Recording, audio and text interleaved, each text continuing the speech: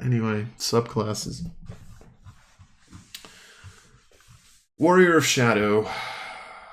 So yeah, we get Shadow elements in hand because they couldn't be bothered to put Mercy in here. Warriors of Shadow. Warrior of Shadow practice stealth and subterfuge, channeling their reservoirs of power to harness the power of the Shadowfell. They are at home in darkness, able to draw gloom or allow themselves to hide, to leap from shadow to shadow. Wrath-like form of living shadow. Sure. Shadow Arts has been redesigned, giving the monk dark vision, a darkness that costs fewer discipline points than before. Darkness can be moved each turn. Sure. And they can see in their own darkness. Wasn't that already a thing? Proofed Shadow Step is a new feature that allows Shadow Step to be used in bright lights, and Cloak of Shadows has been moved to 17th level and redesigned to empower the monk while in dim light or darkness.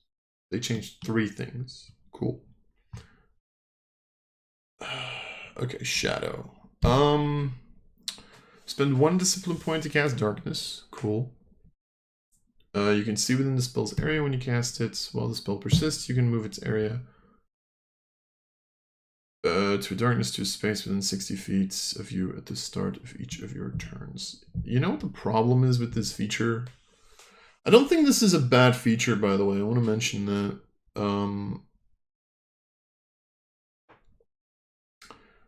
But the issue that I've always kind of had with this is darkness is still an action to cast.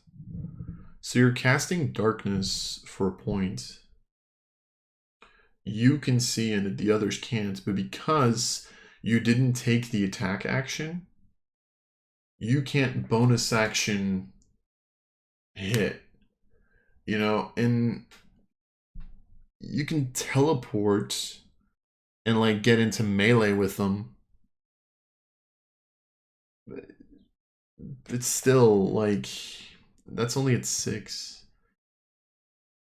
Like, if you get dark vision with a range of 60, if you already have dark vision, range increases by 60, and then you know minor illusion and use wisdom. Like, used to be 2 points. You used to be able to cast Pass Without a Trace or Silence. Pass Without a Trace, literally the best sneaky spell in the game. Yeah. Don't want to say anything, but you know, you only get to cast Darkness now. You can see in it. Congratulations. Like, here's the thing, right? I don't think Way of the Shadow is a bad subclass. It's just not great if you compare it to some other stuff like. Sure, you get Dark Vision, so you don't have to cast Dark Vision, because Dark Vision also used to be a spell, but you can't cast Pass Without a Trace anymore. Like, I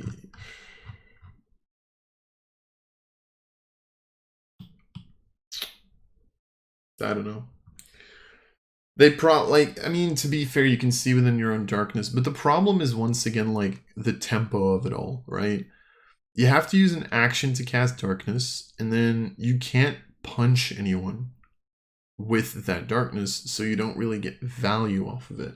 Because there's a good chance they just move out of it unless you're next to them, and you can take the attack of opportunity.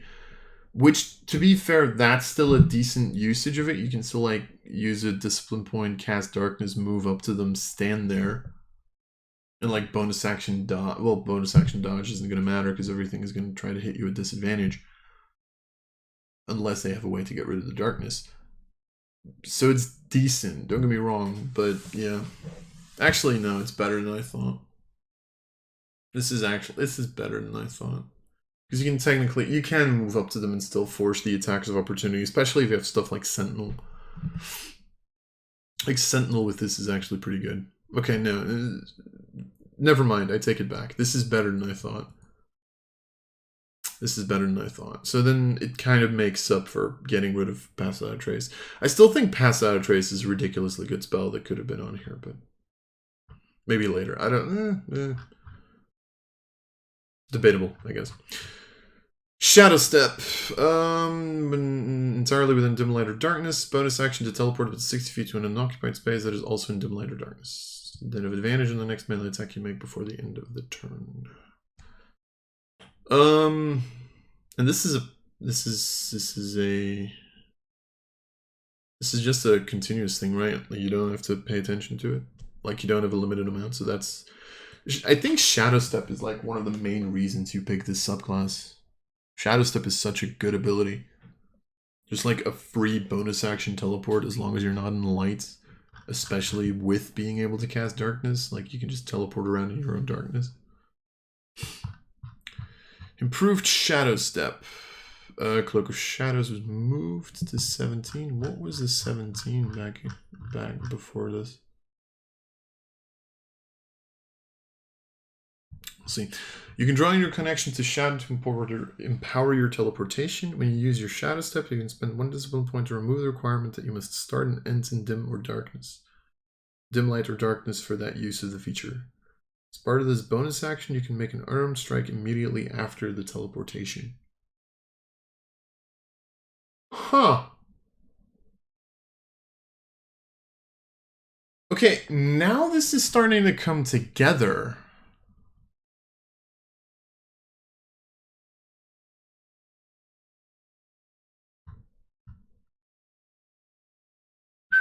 Okay, hold on. Okay. Now shit is starting to come together. Now this is okay. At 11, to be fair, the fact that you have to wait for 11 to get there is slightly insane, but improved Shadow Step. You can draw on your connection to Shadow to empower your teleportation. When you use your Shadow Step, you can spend 1 discipline. So in other words, you can use your action, put something in darkness, bonus action Shadow Step, spend the discipline points to then get into melee and make an attack at advantage if they don't have magical dark vision. It's pretty good. And then at 17 is a bonus action while entirely within dim light or darkness, spend 3 discipline points, to shroud yourself with magical darkness for 1 minute until you have the incapacitated condition or until you end your turn within bright light. While shrouded in darkness, you gain the following benefits. You are the invisible condition. You can move through creatures and objects if they were difficult to rainbow. You take 1d10 force damage if you end your turn, and you can use Flurry of Blows without spending any discipline points. Okay. Not to be used against any creature that uses light, but other than that,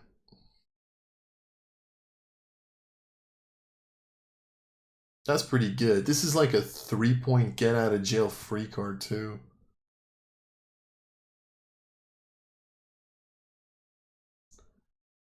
A 4-point one if you need to cast darkness first. If you like cast darkness, then bonus action 3 points. The only issue is because this is very reliant on darkness, if your party has like a couple of people that don't have dark vision, this could really be shit for you. Plus, I think the problem with like putting an enemy in darkness is you are now literally just saying like, I'm going to 1v1 you. Especially if you sentinel that shit. So but you can move the darkness, so you can kind of like, yeah, I don't know. The issue that you're gonna run into with this is with this subclass in general, is you're gonna run into creatures or players who don't have dark vision, and therefore are going to stop you from doing your thing. Especially like early on. And at Cloak of Shadows level as well. So I still don't think like this is a very good subclass in theory. I think in practice in a party this is gonna suck, if I'm being honest. So yeah. Anyway. Warrior of the Elements. Oh god, I am so curious how you fucked this one up. Way of the Elements has always been seen as one of the worst subclasses in the game. So, tradition of the Four Elements encompasses monks who taps into the power of the elemental planes through their practice of martial arts. Some of these monks focus on single elements. Others weave the elements together. Sure. Okay. Has been redesigned. It is often the lowest rated subclass in the 2014 Player's Handbook. Next to, I think, Frenzy Barbarian. So, yay. Disciple of the Elements has been replaced with new features gained at the levels a monk normally gains subclass features. Elemental Attunement is a new feature that enhances the monk's unarmed strikes with elemental powers, replacing elemental discipline options like Fang of the Fire Snake. Environmental Burst is a new feature that allows the monk to create a blast of destructive energy in an area, replacing elemental discipline options like Flames of the Phoenix. Stride of the Elements is a new feature that enhances the monk's Step of the Wind. And Elemental Epitome is a new feature that further enhances the monk with elemental power. I was legitimately thinking they were going to turn this subclass into a 1/3 caster.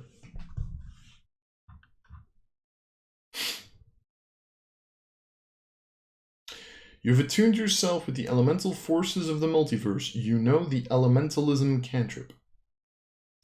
The fuck is an elementalism cantrip? Okay, can I? I can't type this.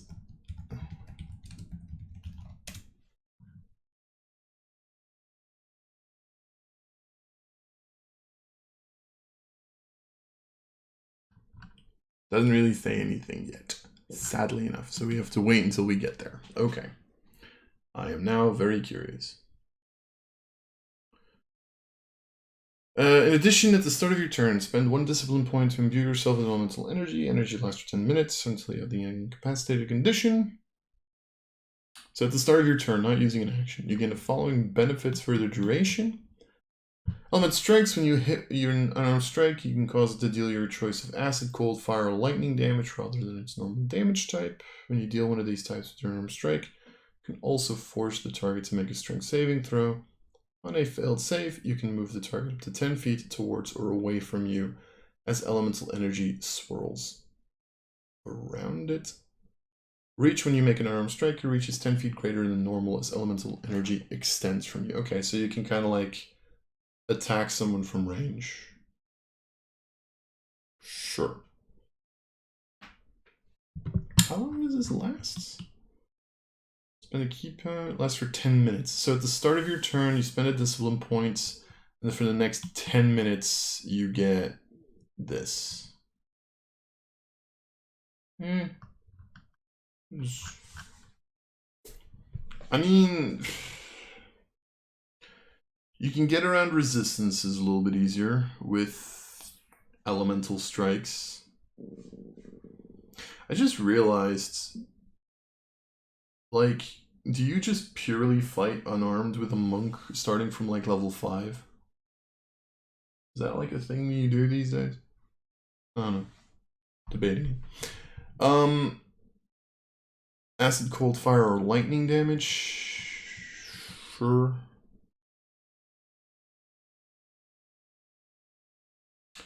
I mean, I don't know if like the moving from and moving back or whatever, how much that's gonna matter. It's very much gonna be a positioning thing. Wait, does move the target up to 10 feet towards or away from you? Can that be away from you? Like you smack him into the ceiling, and you punch him again, and you punch him 10 feet up even further. Like you punch him twice, and he's like, and he falls 20 feet. And you're just like. Would that be a thing? Would that be allowed? Technically, it's away from you. Environmental bursts. As a magic action, spend 2 discipline points to cause environmental energy to burst in a 20-foot radius sphere centered on a point within 120 feet of yourself. Choose a damage type, acid, cold, fire, lightning. Each creature in the sphere must make a dexterity saving throw. On a failed save, a creature takes damage of the chosen type equal to 3 rolls of your martial arts die. So you spend 2 for 3d8s at this point. Before or after you take this action, you can make one unarmed strike as a bonus action. Huh. That's pretty good. At least you get this. So you can also stun them. You like try to stun them first, then do the explosion, which means they immediately fail the dex save. That's not bad. Okay. Stride of the elements. When you use your step of the wind, you gain a flying speed and swim speed equal to your speed for 10 minutes. Okay. Okay. This is okay. And when you use the element's attunement feature, which is level 3, I think. Yeah. And the following benefits: resistance to one of the following damage types of your choice: acid, cold, fire, or lightning. And you can change it at the start of each of your turns. And this is like, you can look at this during combat, so that's not bad. If you like notice like, oh, my damage type is wrong, and just at the start, like you start your turn, you now become resistant to whatever they're dealing to you, and you deal another type of damage because it doesn't say it has to be the same type. When you use your step of the wind, your speed increases by 20 feet until the end of your turn. For that duration, any creature of your choice takes damage equal to 1 roll for martial arts die when you enter a space within 5 feet.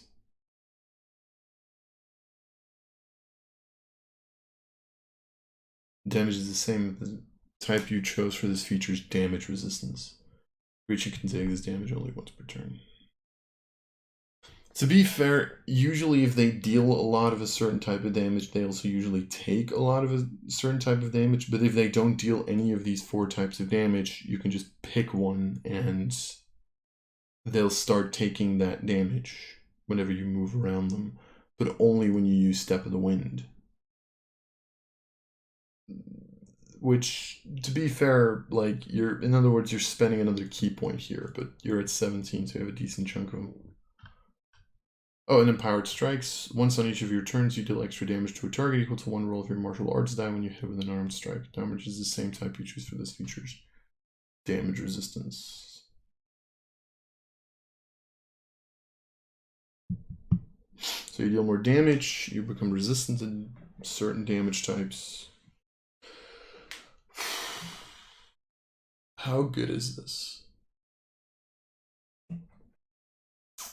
If you compare it to like a fighter, right, at 17, I think you still fall behind on damage. Well, no, you're dealing a d12 per hit. A fighter, and you'd probably have 20 AC by this point. A fighter, however, probably has chainmail shield, or just chainmail defense. Probably +1 or +2 chainmail. But you'd probably have bracers. Your AC is probably similar-ish at this point. But then your fighter gets to make 4 greatsword attacks at 2d6 +5. You get to make 4 attacks at a d12 +5. So you deal 6.5 +5 is 11.5. They deal 7 +5, which is 12. So there's not that big of a difference, but that depends on whether or not they took defense and all that. But you do get to add an additional d8 with this. You also both get your weapon mastery. They do get action surge, but that's once per short rests kind of a thing. You get to punch them. If you get to punch them up into the air, you do falling damage in addition to that. So you do also get the additional damage from that. You can give yourself a fly speed and a swim speed. No, I can see Monk with this. dealing decent chunks of damage. But I just think, honestly, with this you're not using weapons, right? Are you ever using weapons with this? I don't think so.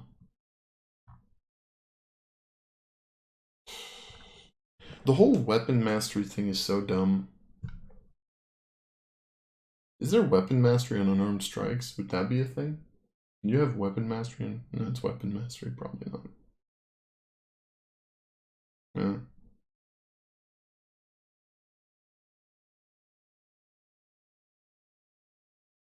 Yeah. I think this is fine. I think it can keep up with fighter, at least. Just don't know how well.